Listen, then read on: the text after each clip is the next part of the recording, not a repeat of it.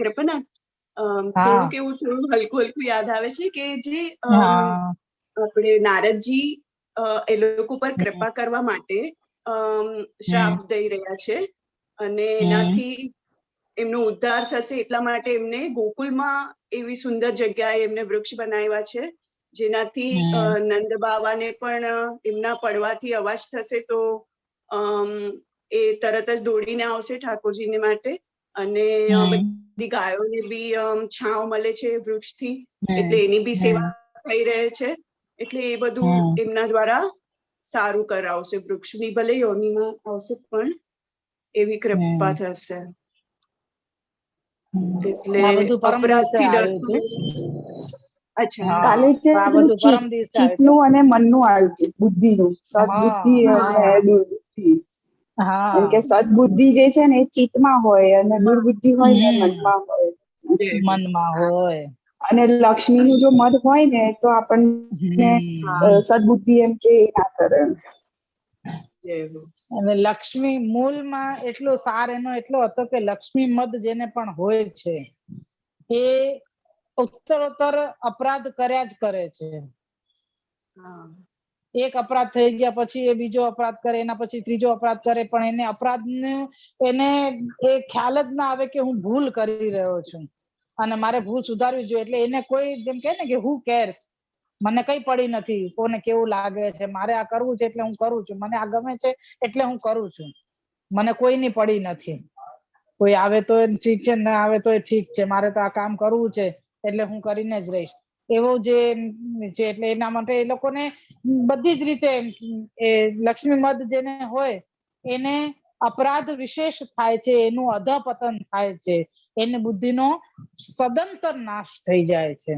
પરંતુ લક્ષ્મી મદ ન હોય પરંતુ ખાલી કોઈ અપરાધ જ કરતા હોય તો એની બુદ્ધિનો નાશ નથી થતો. એને ક્યારેક એવો ખ્યાલ આવી જાય યા કોઈના દ્વારા ખ્યાલ આવે કે ભાઈ તમે આ ખોટું કરો છો, ભૂલ કરો છો, તમારે આમ ન કરાય, તો એને પોતાને જાતને સુધારવાનો પ્રયત્ન કરે છે. પણ જેને લક્ષ્મી મદ છે એ તો એટલું પણ નથી કરતા. તો અહીંયા નલકુબર અને મણિગ્રીવને ધન મદ છે એટલા માટે એમની આવી અપરાધોની જે શૃંખલા થઈ રહી છે, જે કતારબદ્ધ અપરાધો થઈ રહ્યા છે, પેલા તો અહંકાર વશ સ્વામીના સુંદર રમ્ય સ્થળ પર એ વિહરી રહ્યા છે, વિચરી રહ્યા છે સેવક થઈને, અને એના પછી પવિત્ર સ્થળ છે જ્યાં ભગવત ચિંતન કરે છે, જ્યાં યોગીજનો, એવા સ્થળ ઉપર એ મદિરા પાન કરીને ફરી રહ્યા છે. પવિત્ર ગંગાજી જ્યાં બિરાજે છે, જલ છે ત્યાં એ લોકો એની પાસે આ રીતના નશામાં ચૂર થઈને ફરી રહ્યા છે. પાછા સાથે સ્ત્રીઓ પણ છે. બધી રીતે અપરાધ અપરાધ અપરાધની જ શૃંખલાઓ ચાલી રહી છે. એમ પછી જલના મધ્યમાં જઈને પણ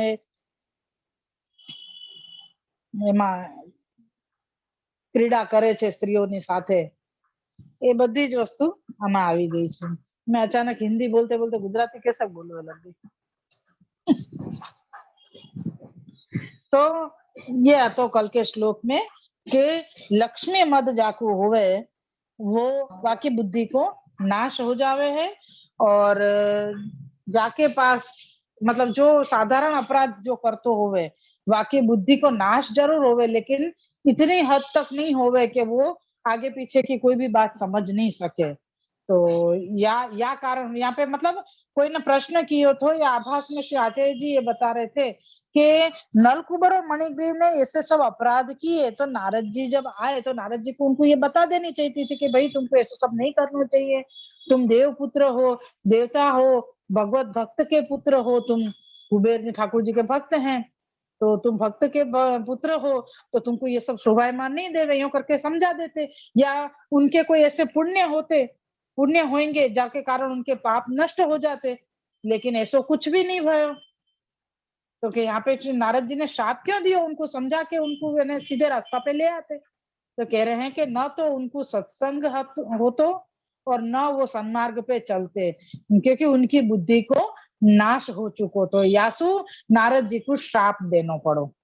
तो वो और भी कारण 12 श्लोकन से या कारण को उल्लेख से आचार्य जी ने अपन को कियो है, क्योंकि अपने जीवन में ऐसे कई प्रकार कई ऐसी समस्याएं या कई ऐसे समय आवे हैं जामे अपनी बुद्धि भी ऐसी चलित हो जावे जाके कारण अपन प्रभु की सानिध्य, वल्लभ की सानिध्य, वैष्णव की सानिध्य सब कुछ अपन खो बैठे हैं। यहाँ तक कि भगवत गुणगान भी अपन से छूट जावे है, दर्शन भी छूट जावे ठाकुर जी के, और सब कुछ यानी सत में चलवे वालो जो सत होवे ना अपनो, वो सत ही चलो जाए अपनो। कई बार ऐसे मुकाम है, तो वाकई लिए श्री आचार्य जी ने यहाँ पे एकदम खुलासा करके सबको अपन को ये बात समझाई है कि क्या क्या प्रकार से अपन को अपराध से डरते रहना चाहिए। श्री वल्लभाधीश की जय। अब आगे अपन लेवे। श्री कृष्णाय नमः, श्री गोपीजन वल्लभाय नमः, श्री वाक्पति चरण कमलेभ्यो नमः। श्रीमद् भागवत महापुराण श्रीमद् वल्लभाचार्य जी विरचित श्री सुबोधने जी की टीका 10वां स्कंद पूर्वार्ध तामस प्रकरण को प्रमाण अवान्तर प्रकरण में 6वां अध्याय चल रहे है और 10वां स्कंद के अनुसार अपना 10वां अध्याय चल रहे है। अपन ने श्लोक जो है वो अपन ने यहाँ पे 8वां श्लोक पूरा किया तो कल। अब वाके बीच में श्री आचार्य जी ने कारिका दी है, तो कारिका देखें अपन।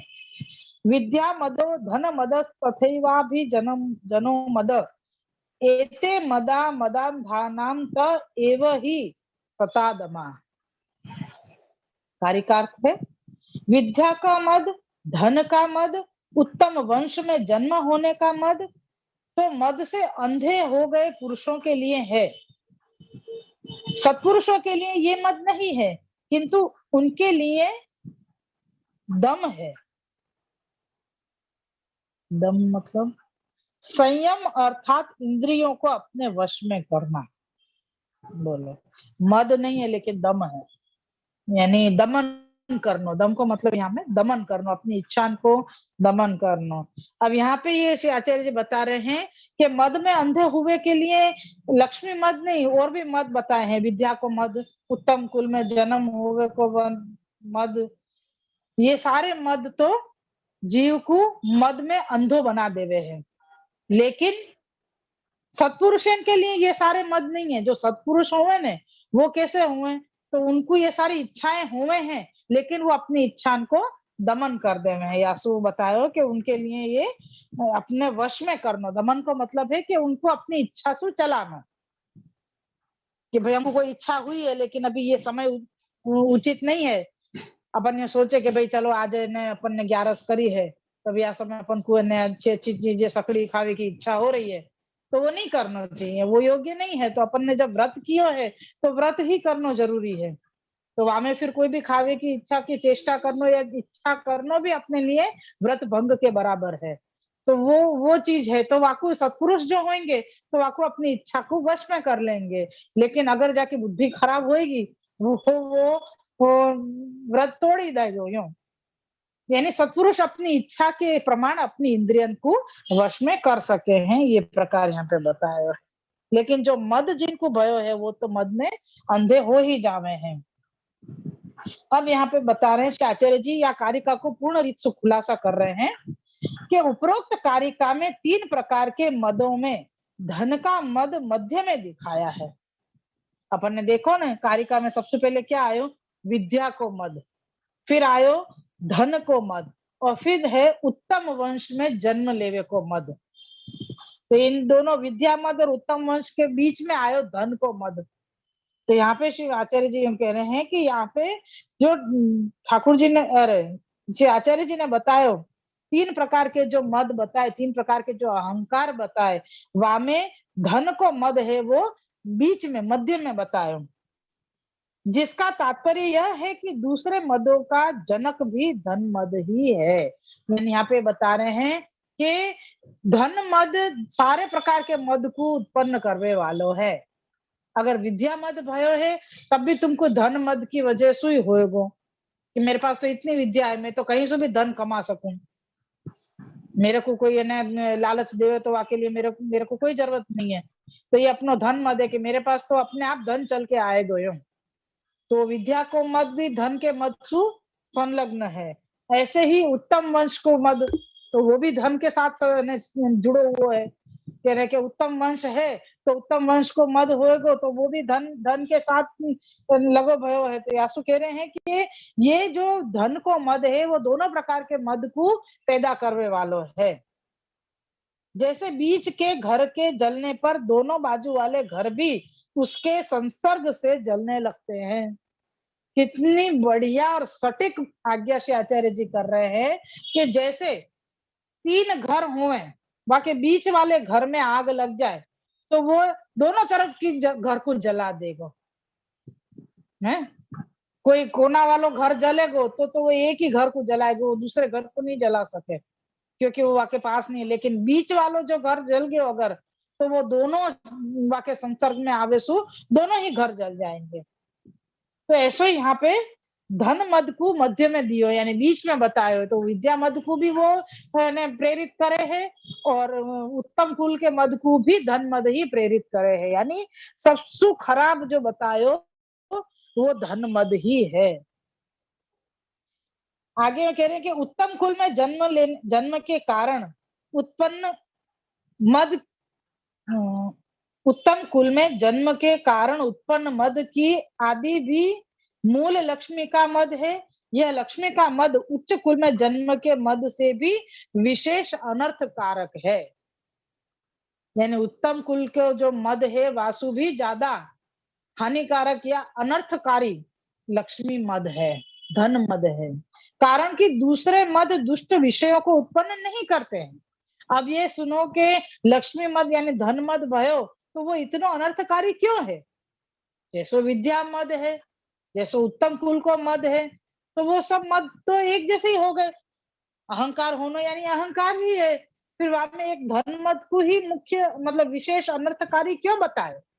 तो श्री आचार्य जी यह बात को खुलासा कर रहे हैं कि दूसरे जो मद हैं वो दुष्ट विचारन को प्रकट नहीं करे हैं, दुष्ट विषयन को पैदा नहीं करे हैं।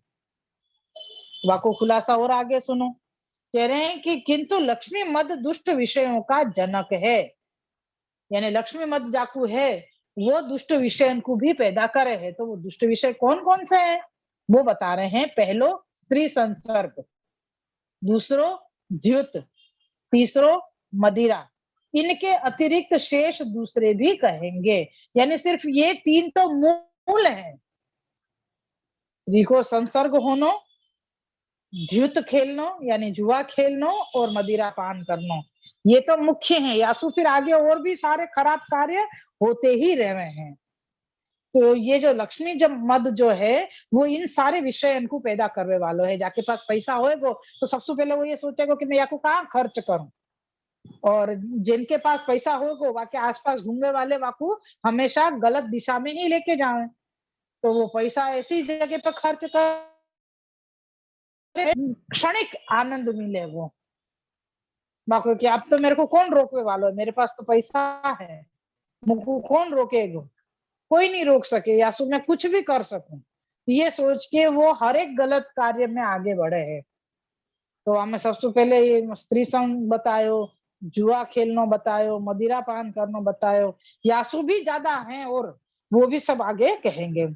इससे पहले ये 3 दोष कहे जो अपरिहार्य है। अपरिहार्य का मतलब है कभी मिट नहीं सके। ये 3 दोष सबसे पहले यासु बताए कि ये 3 दोष कभी मिट नहीं सके। ये तीनों दोष ऐसे प्रकार के हैं। प्राणियों को सर्व प्राप्ति के 3 कारण हैं, काया, वाणी और मन। जो जीव है, जीव क्या विचारेगा, वो कौन कौन सी चीज अपन कहे ना, मन, वचन और कर्म, इन 3 चीज सुख भी प्राप्त कर सको और दुख भी भोग सको। तो तुम यहाँ पे क्या बता रहे हैं, 3 चीज बताई यहाँ पे दुष्ट विषय में, स्त्री, द्युत और मदिरा। तो यहाँ पे बता रहे हैं क्या कारण बताओ यहाँ पे। तो कह रहे हैं कि काया यानी देह, वाणी यानी बोलनो, और मन यानी जो असद बुद्धि वालों है, वो जो अपने को ज्ञान नष्ट कर दियो है जाने, वो मन।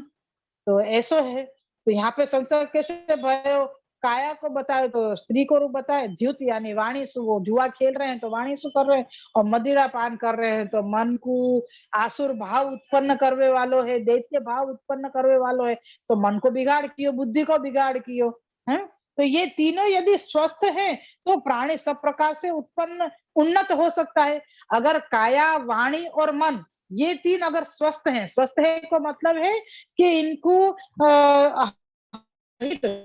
और ये सच्ची बात विचार करवे में, या सही कोई बात कह रहे हो वाको विचार करवे में, या को अगर स्वस्थता है, बुद्धि ठिकाना है, तो ये तीनों चीजें अच्छी मतलब जीव को उत्कर्ष करेगा, यानी जीव को हमेशा आगे की तरफ बढ़ाएगा, अच्छे कर्मन की तरफ बढ़ाएगा।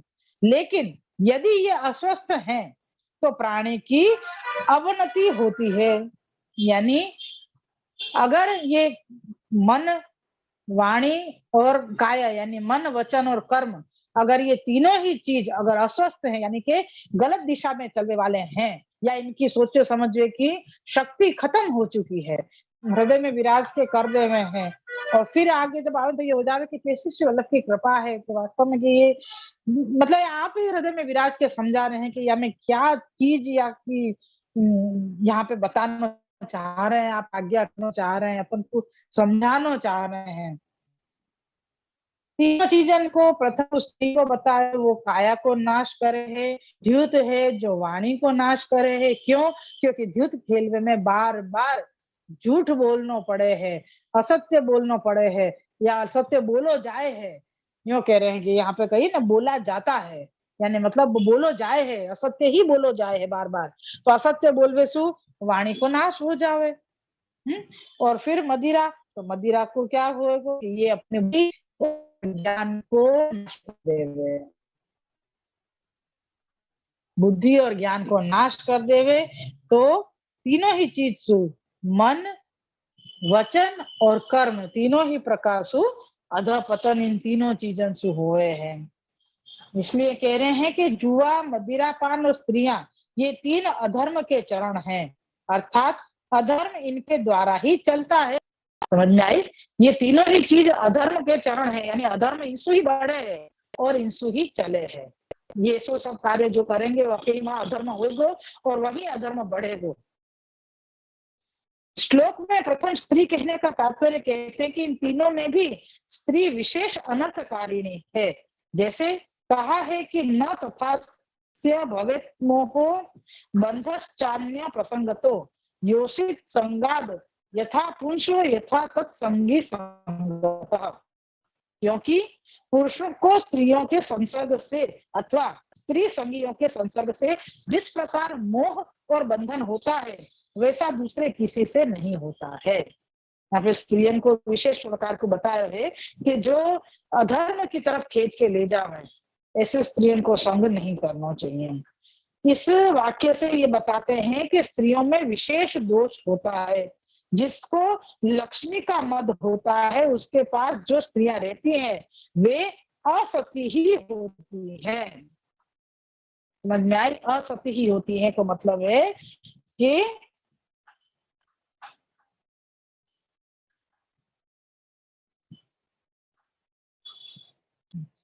असती के ऊपर श्री पुरुषोत्तम जी ने प्रकाश में खुलासा किया है। श्री पुरुषोत्तम जी प्रकाश में इसका परिज्ञान कराते हैं कि धर्म के आचरण करने के वास्ते स्त्री से विवाह किया जाता है।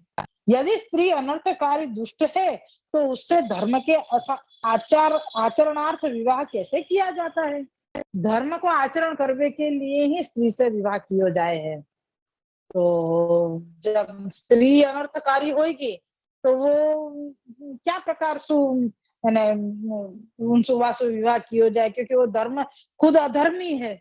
जो अधर्मी हो वासु संग करके वासु तो कोई प्रकार से धर्म की आशा ही नहीं रख सके ना।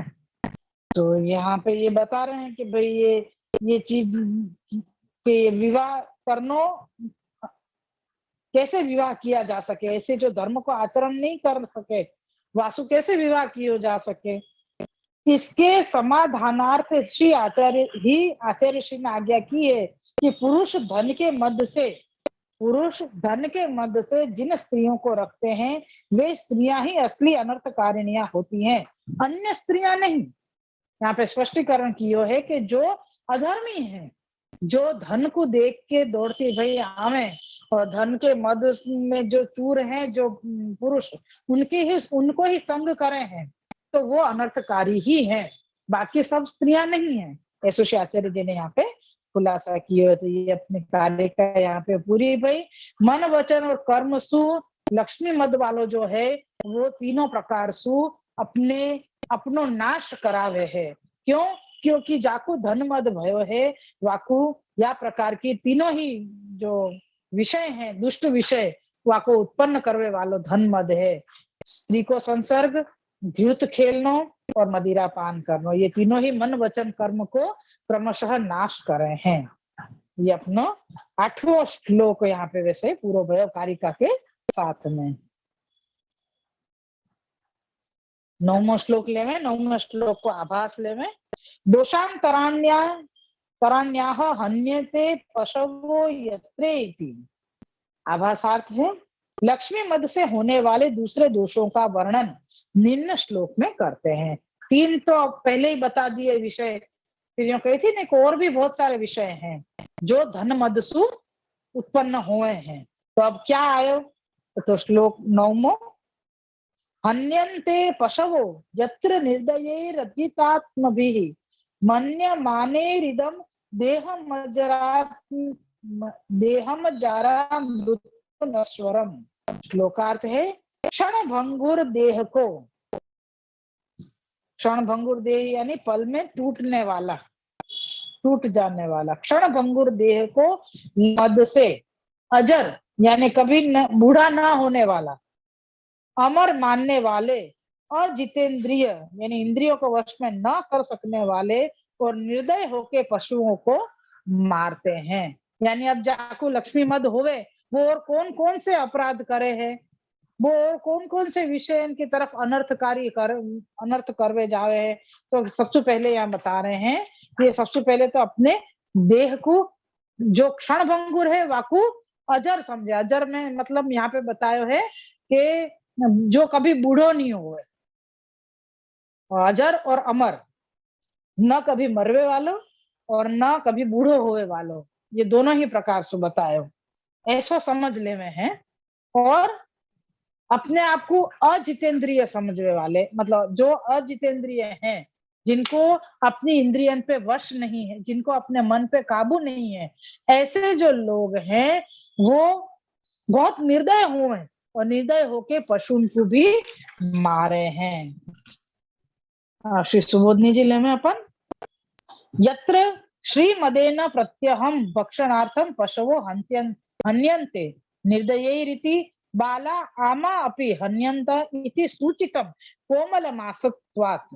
यहाँ से लेके अत इतम शरीरम नश्वरमप्यर जरा मृत्यु जानन्ति जरा मृत्यु रहितम। यहाँ तक कि श्री सुबोधनी जी हैं। श्री सुबोधनी जी के व्याख्या थे, जहां जहां लक्ष्मी मद होता है वहां प्रतिदिन अपने उदर पूर्णार्थ तथा जीवा के स्वाद के लिए पशु मारे जाते हैं। यानी जीव कहाँ तक निर्दयता और कहाँ तक अपराधन की श्रृंखला चालू रखे हैं, वो पूरा प्रकार यहाँ पे बता रहे हैं कि जहां लक्ष्मी मद है, जहां धन मद है, वो जीव क्या करे है कि अपने उदर पूर्णार्थ यानी अपनो पेट भरवे के लिए और अपने स्वाद के लिए पशु को भी मार डाले हैं, क्योंकि उनमें दया नहीं रहती है। क्योंकि जो लक्ष्मी मद में चूर हो गए, उनके पास दया नहीं है, वो निर्दय हो गए हैं, जिससे वे निर्दयी हो जाते हैं। निर्दयी होने से बाल पशु यानी छोटे छोटे बच्चों को भी मारते हैं, कारण कि उनका मांस कोमल होता है श्री वल्लभ, और मद करके वे अपनी इंद्रियों को वश में नहीं रख सकते हैं, जिससे इंद्रियाधीन होकर अन्य पाप भी करते हैं। जैसा कि कहा है कि नूनम प्रमत्तः कुरुते विकर्म यति इंद्रिय प्रियत आघ्रणोति। मदमत्त इंद्रियों को प्रसन्न करने के लिए दुष्कर्म निश्चय से करता है, अपने इष्ट यानी प्रिय पदार्थ किस साधन से प्राप्त होते हैं, इस प्रकार के ज्ञान वाले होकर भी अनिष्ट फलदायी साधन यानी कर्म में प्रवृत्ति क्यों करते हैं। यहाँ पे मतलब ये अपराध करते जा रहे हैं, तो वो अपराध कहाँ तक और निर्दयता को शुभ होते ही जा रहे हैं, यानी करते ही जा रहे हैं। आपको पूरा प्रकार बताए कि केवल एक लक्ष्मी मद के कारण जीव की बुद्धि कहाँ से कहाँ चली जाए है अपराध करवे के लिए। वाको पूरा प्रकार बता रहे हैं कि वाके अंदर निर्दयता आ जावे है, वो अभक्षा भक्षी भी करवे लग जावे, मतलब अपने जीवा के स्वाद के लिए है, में कोई भी प्रकार को अपने इंद्रियन पे वश नहीं होवे, इंद्रियन के वश नहीं होवे। सो अगर कोई चीज अच्छी लग गई तो वाकू कैसे भी करके मैं वाकू प्राप्त करूंगो ही, बस वही बुद्धि मन में रहे कि मेरे को यह चीज को कैसे भी करके प्राप्त करनी है, चाहे कोई को अच्छो लगे या नहीं लगे, लेकिन मेरे को ये चीज चाहिए या नहीं चाहिए, बस कैसे भी करके मैं यह चीज को प्राप्त करूंगा। तो ऐसा कह रहे हैं कि जब सब पता है कि ज्ञान वाले होकर भी अनिष्ट फलदायी साधन को में क्यों प्रवृत्ति कर रहे हैं, तो इस शंका का समाधान श्लोक के उत्तरार्ध द्वारा करते हैं कि विषय भोग स्वभाव से सुख देने वाला समझा जाता है, किंतु अंत में परलोक में दुखदाता होता है। विषय भोग जो है वो अपन को ये लगे कि हाँ हमको सुख दे रहा है, जैसे हमको कहीं भोजन की इच्छा भई, कहीं घूमने जावे की इच्छा भई है, या कोई चीज ऐसी है जाके वजह से हमारो मन लगे है, हम कई प्रकार के ऐसे इंद्रियन के विषय हैं जाके लिए हम कुछ भी करवे को तैयार हो जावे, हमको ये लगे कि बस यही में हमारा सुख है, लेकिन अंत में वो परलोक में दुखदायी ही होवे है। वह परलोक तो इस देह छूटने के पीछे मिलता है, वे धन के मद में वस्तु के तत्व को नहीं जान सकते हैं। वो ये सोचे कि कह रहे वो परलोक तो सारो अपन को मर जावे के बाद मिलवे वालो है, अभी जो मजा लेवे की वो ले लो, यूं करके वो विचार करे हैं। यासु वो धन के मद में वह वस्तु के तत्व को नहीं समझ सके हैं, अतः वह इस क्षण भंगुर देह को भी जरा और मृत्यु रहित समझते हैं, यानी वो यूं समझे है कि ये जो देह है ये बुढ़ो भी नहीं होगा, यानी मैं जैसा हूँ ऐसे ही रहूंगा और मैं अमर हूँ ऐसा समझ लेवे है। जो क्षण भंगुर देह है वाको भी वो अमर समझ लेवे है। तो ये प्रकार यहाँ पे अपनो 9वां श्लोक भी पूरा भयो है। अपन को ये समझना है कि जीव जब लक्ष्मी के मद में आवे है तब वो कैसे कैसे प्रकार के अपराध, यानी वो कह सके कि बिल्कुल साधारण लोगन के तो विचार में इसु भी बहुत परे बहुत दूर ऐसे कार्य भी, ऐसे कुकर्म भी वो लक्ष्मी मद वालों जो जीव है, व्यक्ति है, पुरुष है, वो कर लेवे है। तो या के वजह से इन सारे अपराधन में सु निकलना बहुत मुश्किल है, ना मुश्किल ही नहीं नामुमकिन है, नहीं मिल सके, मतलब वो अपने आप को हमें से निकाल ही नहीं सके। यासु नारद जी ने उनको शाप देके हमें से बाहर निकाले। श्री वल्लभाधीश की जय। आज अपन इतना ही रखेंगे। तो ऐसे यहाँ पे मतलब ये बता रहे हैं कि धन मद को मध्य में रखो है, विद्या मद और उत्तम कुल को मद, वो दोनों ही धन मद के कारण ही उत्पन्न हुए हैं, और धन मद अनेक विषयन को उत्पन्न करे हैं, जाके का दुष्ट विषयन को, सिर्फ विषयन को नहीं लेकिन दुष्ट विषयन को उत्पन्न करे हैं, जाके कारण जीव को अधपतन ही हुए है और कुछ नहीं हो पावे हैं। तो ये प्रकार आज अपनो श्री सुबोधनी जी के 8वें और 9वें श्लोक में आयो। श्री वल्लभाधीश की जय।